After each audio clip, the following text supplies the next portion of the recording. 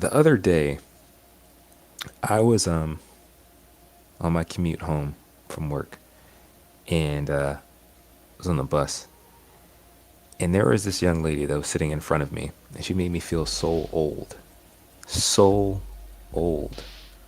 And I don't know if I can blame her, if I should blame her, or if I should blame technology. But honestly, it feels like we're getting older faster.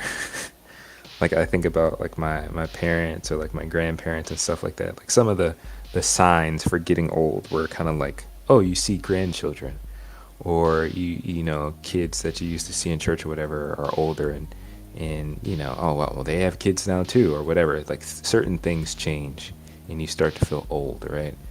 But I feel like, to me, it just feels like, because technology changes so rapidly, I feel like I'm getting older faster, and I don't like it.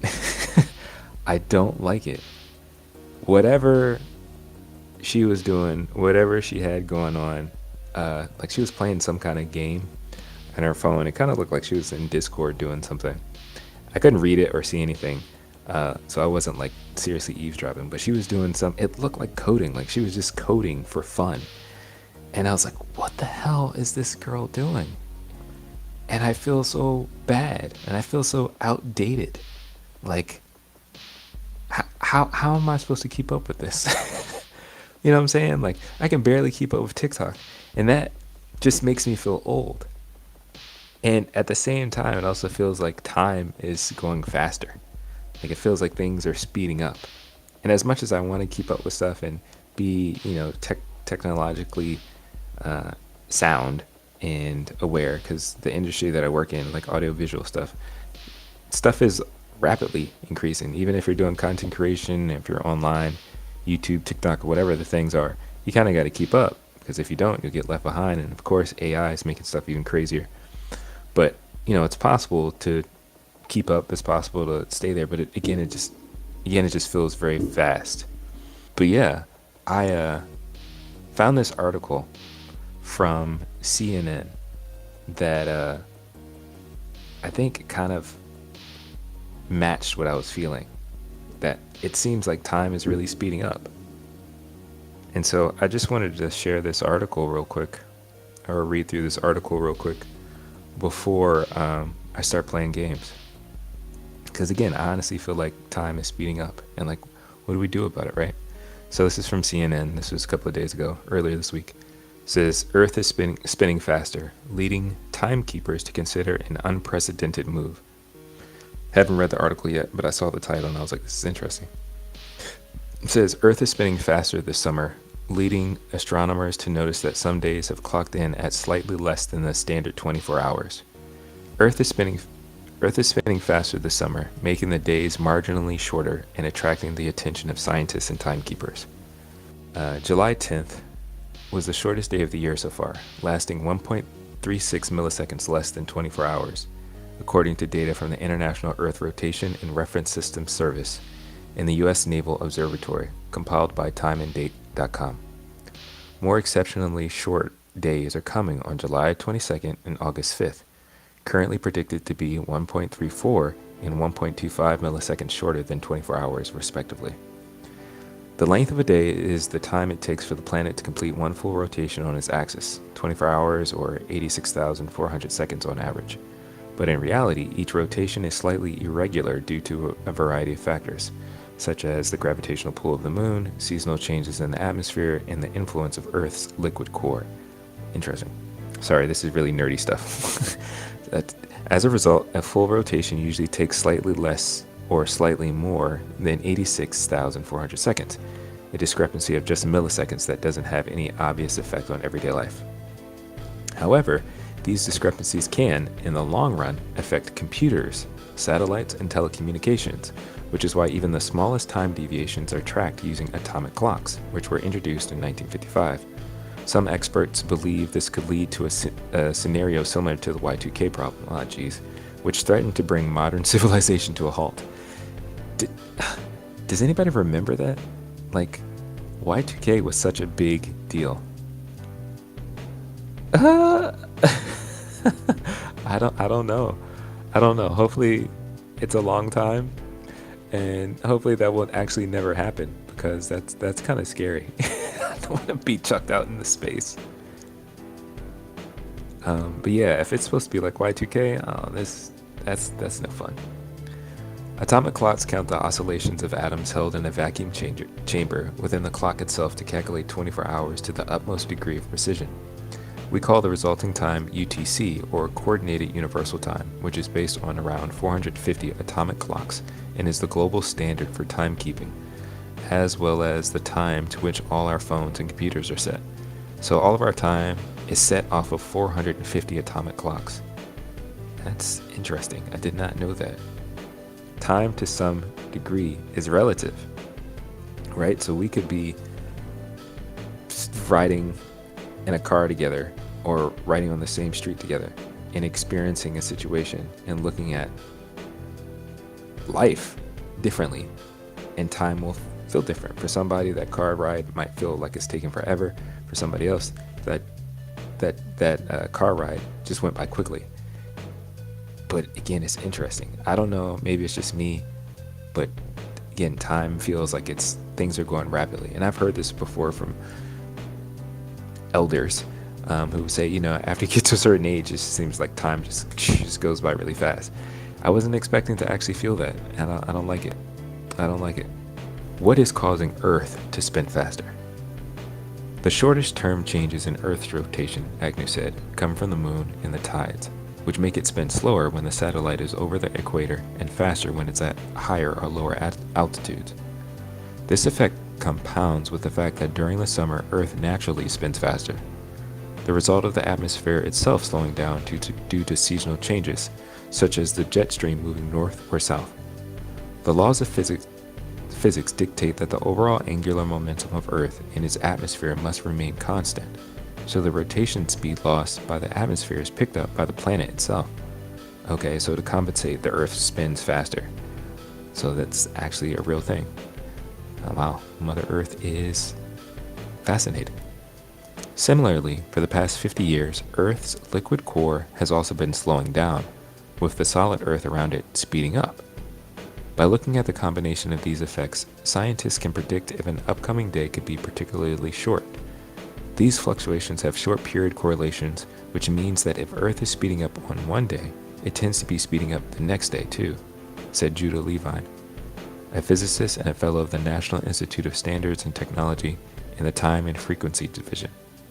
But that correlation disappears as you go to longer and longer intervals, and when you get to a year, the prediction becomes quite uncertain. In fact, the International Earth Rotation and Reference System Service doesn't predict further in advance than a year. While one short day doesn't make any difference, Levine said, the recent trend of shorter days is increasing the possibility of a negative leap second. So we could potentially be losing time. When the leap second system was defined in 1972, nobody ever really thought that the negative second would ever happen, he noted. It was just something that was put into the standard because you had to do it for completeness.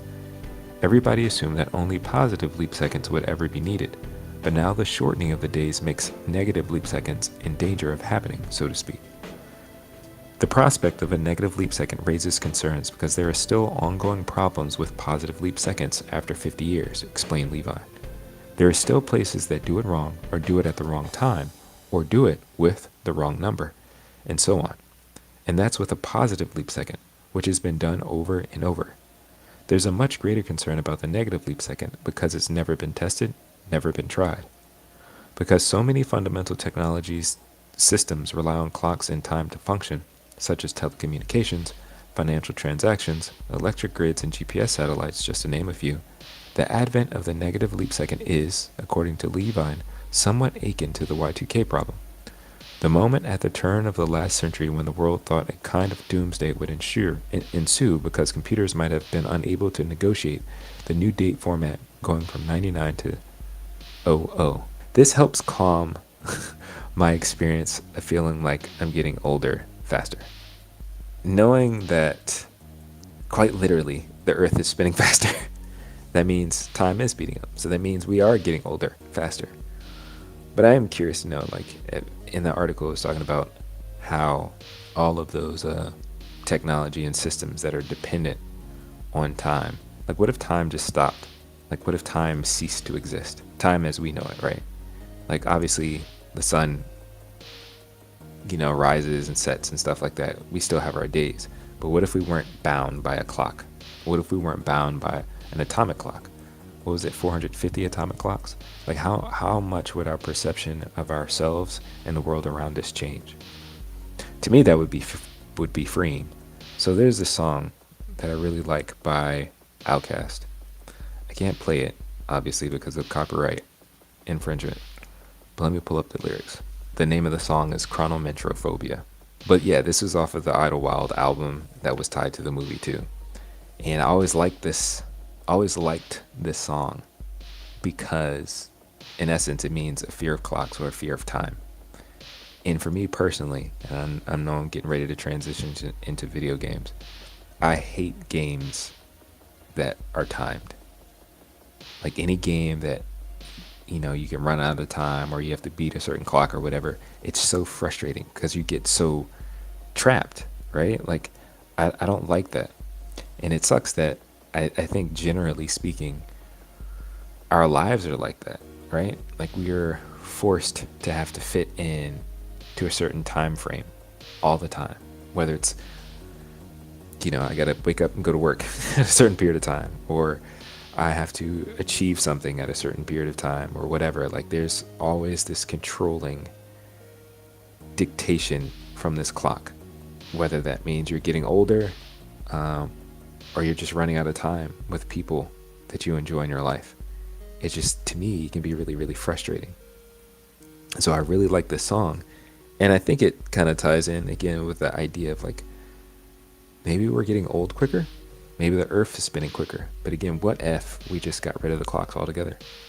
What if we didn't think about it? What if we didn't try to just keep counting age and time the way that we do in the West? How much more liberating would that be? Just a thought. Yes, Idlewild. Yes, such a good movie, such a good soundtrack. I enjoyed it. I feel like you can't really go wrong with Outkast. The lyrics go, Chronometrophobia, the fear of clocks, the fear of time. High as the cost of living, I take what I've been given. Pastors say be strong. Oh yeah, hey, ain't got time, leave me alone. Ain't that much time left, I got to funk you now. And it goes, Chronometrophobia, or something like that. Hold on. Chronometrophobia. Wow, I haven't heard it, I haven't listened to it in a while, but I'm not going to try to sing it because I'll mess it up. Lord be having mercy on my soul. I'm having the impression that my life going to be a bowl of cherries, but it's very hard for me to cope. Got tired of being broke. This AT alien ain't got no time to sit and mope. Made up my mind while y'all made up y'all beds. On a cold wooden floor is where I laid my head. Born in 1975, never thought I'd make it this far. Still battling in this racial war. Trying to find solutions to the situation I'm facing. Only thing that's free is my flow that y'all be chasing. Letting my niggas know before I go, I drop that knowledge, like dropping books. Let's stop the crooks from robbing you of your brains and such, using welfare as a crutch. I'm in it for good. You entered my hood. You won't be finding much. Hope that when I'm gone, you'll remember this. What we stood for, F that fame and that glitz. It's beginning to look a lot like the ending, and got to be more careful. Know what corners you be bending. Revelations, getting impatient, and now I'm dead. Remember what I said. I'm gone. Bow your heads.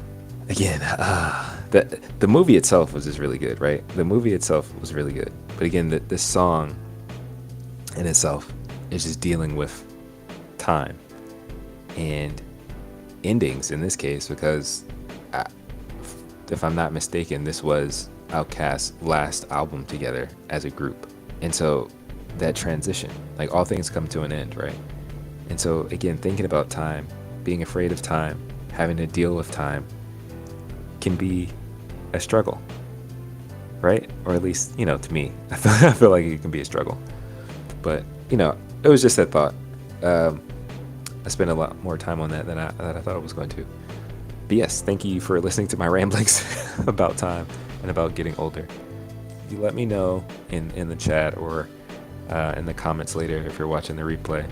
How do you deal with time and I guess getting older? Because I think that's a hard one for a lot of people. That's a hard one. All right, let me pull up my game.